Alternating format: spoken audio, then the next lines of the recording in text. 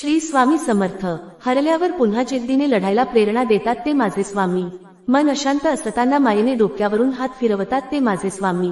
संकट समयी येऊ नकोस, मी आहे तुझ्या पाठीशी आहे असे म्हणतात ते माझे स्वामी.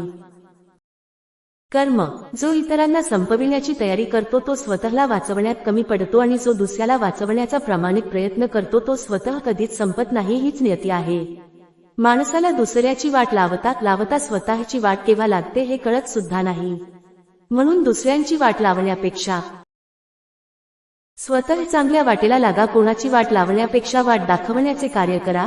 माणसाचा दर्जा हा जात आणि मिळकतीवरून ठरत नसतो, तर तो विचारांवरून ठरत असतो. धर्म कोणताही असो, चांगला माणूस बना, कारण शेवटी हिशोब कर्माचा होतो, धर्माचा नाही. श्री स्वामी समर्थ.